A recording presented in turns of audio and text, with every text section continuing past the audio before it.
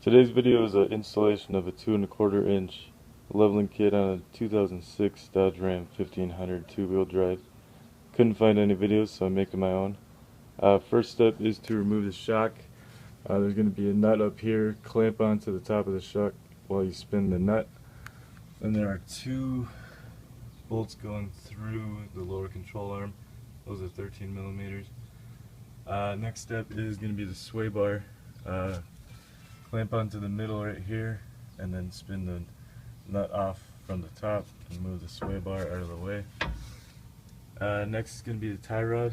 Take out the castle nut and hit with a hammer from directly in line with the actual bolt. Then it's going to be the caliper.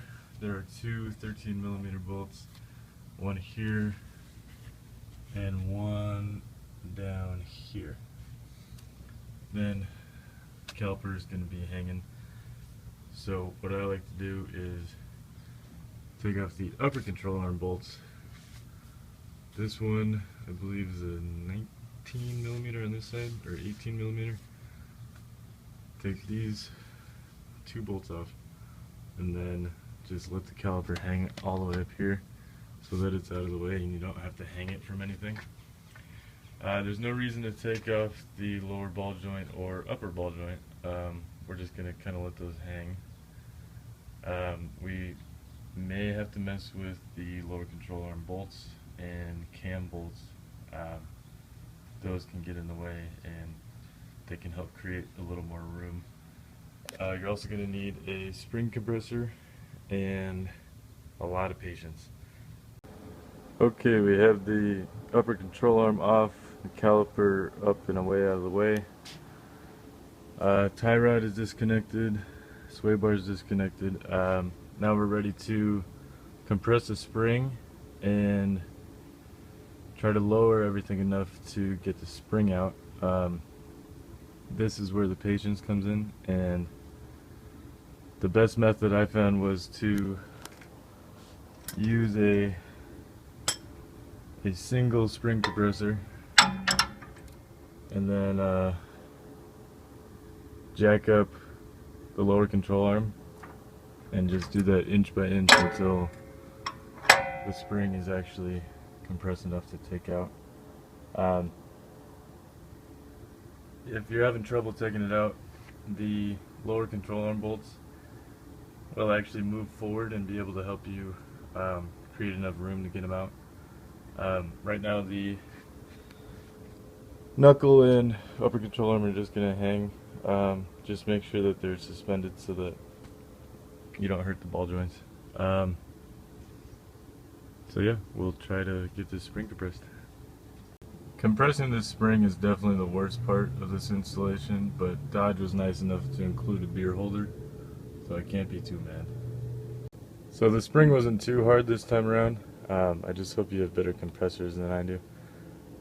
So next is installing the actual spacer. It's just going to go right on top, and the way that works best is lowering the lower control arm as low as it goes, and loosening these bolts can help sometimes, but right now it's got a lot of play, so you just want to push it down as far as it'll go. Stick the spacer in all the way up top and then slowly let loose of the compressors or jack up the lower control arm a little bit. Whatever way, just kind of shimmies it in and is safest with these compressors. I found that putting the spacer in right now and then having a second person lift up on the lower control arm while I'm trying to find a good spot to jack up the lower control arm, I think that works best. There might be other ways to do it. So I will come back with hopefully some more progress. So once the spring is compressed and then completely out, next step is to put on the actual spacer. Gonna have to lower the control arm all the way down and then slide the compressed spring and spacer inside. You got to make sure that the spring sits in the exact same spot. There's a little notch at the very last coil. Then jack up the lower control arm so that the spring can actually sit in there. And once the spring is flat on the control arm, then decompress the spring from these terrible spring compressors, and the spring will slowly start to decompress and sit fully in the control arm.